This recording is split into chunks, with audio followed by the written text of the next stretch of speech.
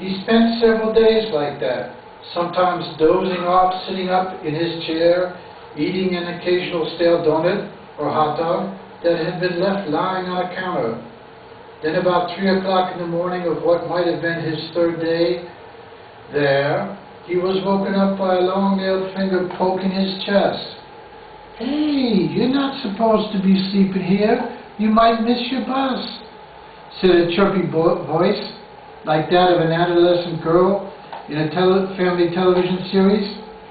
Tom opened his eyes to see a woman whose age was uncertain, since she was heavily and badly made up in a way that made him think of a girl trying cosmetics for the first time to try to look adult. For some reason, her interest made him nervous, and he turned away from her inquisitive stare, only to be met with that of a curly-haired man who was sitting on the other side of him and smiling with fanatical glee. When Tom recoiled with a start, he smiled even wider and said, "Came to the big city just to sleep in the bus station.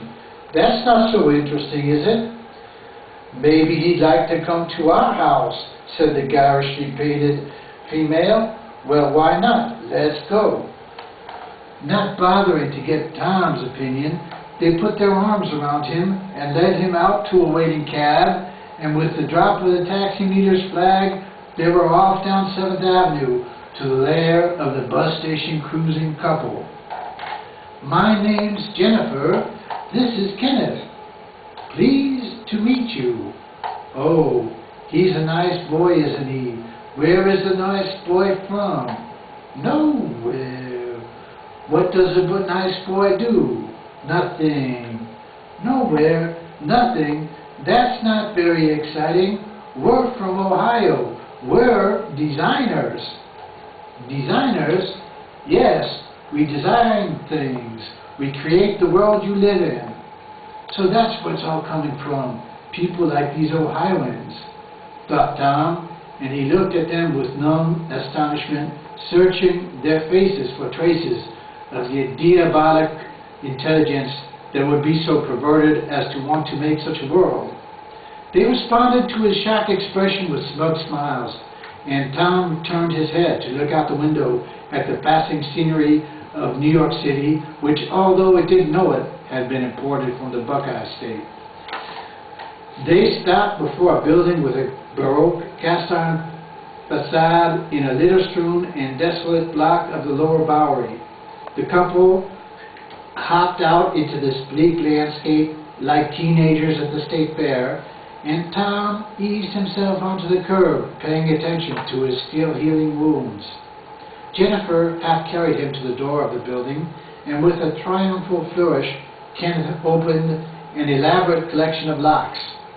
Crossing a stained and cracked mosaic tile floor, they came to a foreboding freight elevator that brought them to one of the upper stories of the ancient factory with suspense-building slowness. They got off at a reconverted workshop that was warm and comfortably furnished. They directed Tom to an expensive-smelling leather sofa and served him a strong martini from a pitcher that was already prepared in the refrigerator. Jennifer sat to the left of him and Kenneth to the right. "My, aren't you dirty and smelly?" Jennifer whined nasally. "You think girls like that, don't you? To have a nasty, trashy boy like you in their bed." "Do they?" queried the bewildered Tom. "I bet you have a lot of scars as well. Had a rough life," she continued, ignoring Tom's incomprehension. "Why don't you come over to the bed and show them to me?" She led him with a soft hand that ended in sharp nails towards a large bed that looked as if it had been the scene of many battles and skirmishes that had left no victor. Tom looked to Kenneth to see if he approved, and saw that he was walking towards a screen like one used to give patients privacy in a hospital room that was set up facing the bed. After Tom had gotten into the bed with her, she lifted up his shirt and gazed, fascinated, at the livid red scar on his chest. "It's ugly but beautiful at the same time." "You evil bitch!" Kenneth screamed in a loud, threatening voice, and Tom turned to look at him, but he was hidden behind the screen. "Pay no attention to that man behind the curtain," commented Jennifer nonchalantly. "He's barely a man."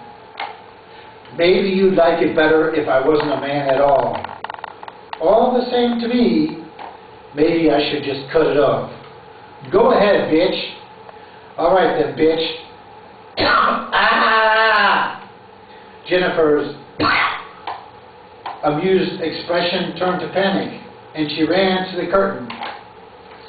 Tom stumbled after her to see Kenneth stretched out on the floor, blood gushing from beneath his legs. From between